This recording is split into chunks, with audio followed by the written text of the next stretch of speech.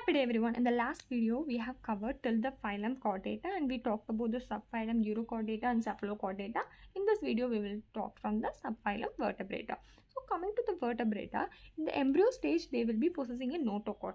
But in case of adults, the notochord will be replaced by a cartilaginous or bony vertebral column. This is the feature of vertebrates. That's why they have given like all vertebrates are chordates, but all chordates are not vertebrates because they will be replaced by the vertebral column in case of adults, and they will be possessing a ventral muscular heart which may be 2, 3 or 4 chamber, and they will have kidneys, fins and limbs. Based on the presence of jaws, the vertebrates are further divided into two divisions, agnatha and galactosomata, which means one is lax jaw and another is bear's jaw. And within this we have two superclass, which is physis and tetrapoda. Physis means which bear fins and tetrapoda means which bear limbs. We already talked in case of arthropoda, poda means limb, so that's tetrapoda. Let's talk about each class of vertebrata in detail. So class cyclostomata will come under the agnatha, which means lax jaw. So these are ectoparasite. Endo means in, ecto means out. And talking about the gill slits, they have possessed 6 to 15 paired gill slits. Okay, this word pair is important because in some cases we will talk about the unpaired gill slits also. Then talking about their mouth, they have a circular mouth with or without jaws, as they come under the class agnatha. And their cranium and vertebral column will be made up of cartilage. So they are cartilaginous, and their body is devoid of scales, and there are no paired fins in case of cyclostomata. And they are generally marine, but during the swarming, that means for laying eggs, they will be moving to the fresh water. And after that happens, they will be die. But their larva, after the metamorphosis, they will again move to ocean, and this cycle report.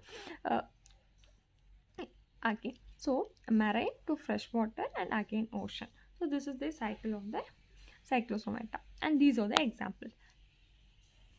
Now talking about the chondrites, which comes under the superclass physis, and this is the under the physis. So they are marine and they are also streamlined body. Their body is streamlined. They are a cartilaginous endoskeleton. Their body is made up of a cartilaginous endoskeleton, and their mouth is attached ventrally, and their notochord is persistent throughout the life. There is no change in the notochord.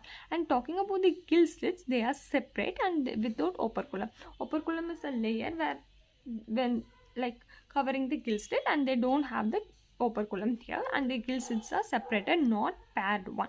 And talking about the teeth, they have a phallicoid scales, which are the modified teeth.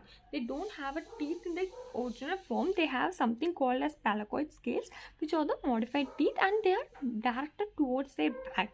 They are backwardly directed. Okay, and they are predaceous. This means they will be hunting on other species, and there is no air bladder.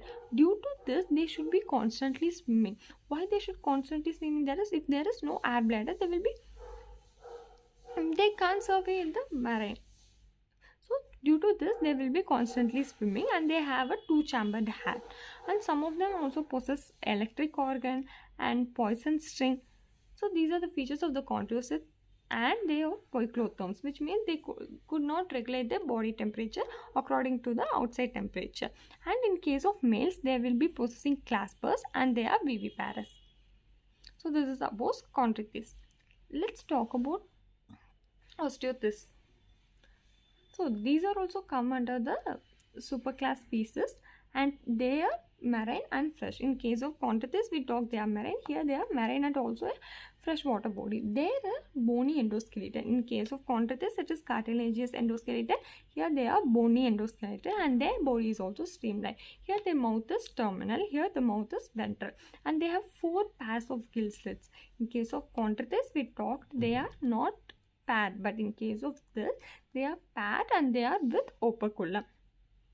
And their body is covered of cycloid scales, and the air bladder is present in case of osteothys, so that there is no need of swimming constantly. And they are also 2-chambered, and they are also cold-blooded, which means poikilotherms. Both are same, and they are dioecious,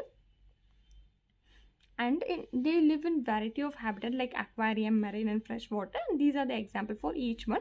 And they are also oviparous. In case of Chondrichthyes, these are viviparous. In case of Osteichthyes, these are oviparous.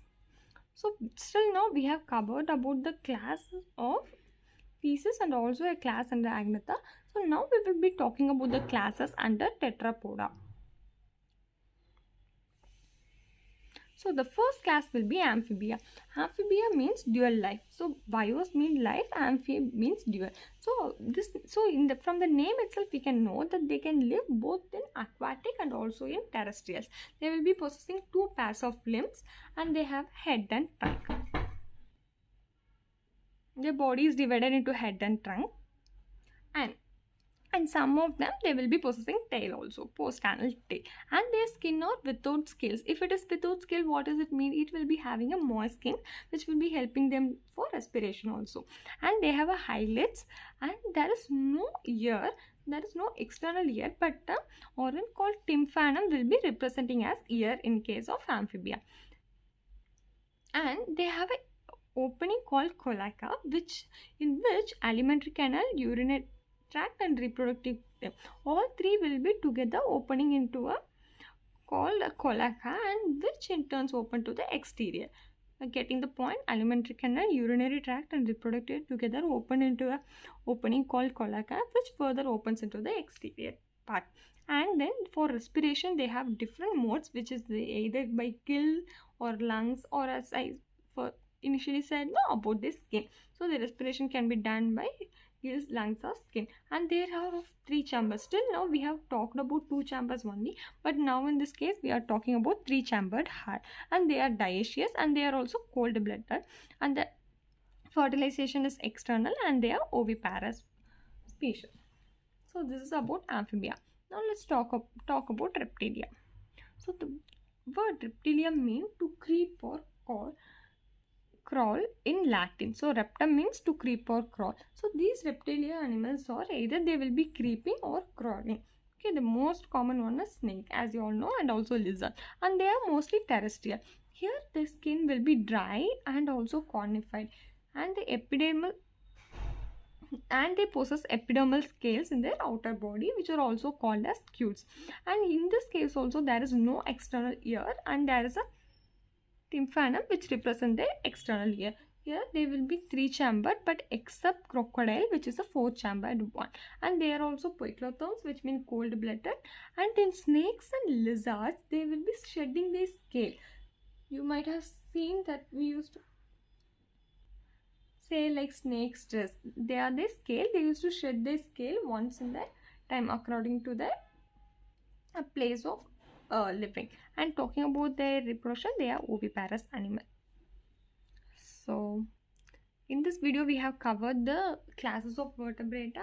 We talked about Agnatha and their classes, and Physis and Tetrapoda and their classes. So class Cyclochromistra will come under Agnatha, and Chondrichthyes and Osteichthyes come under Physis, and Amphibia and Reptilia and further more classes which we will be discussing in the next video will come under Tetrapoda.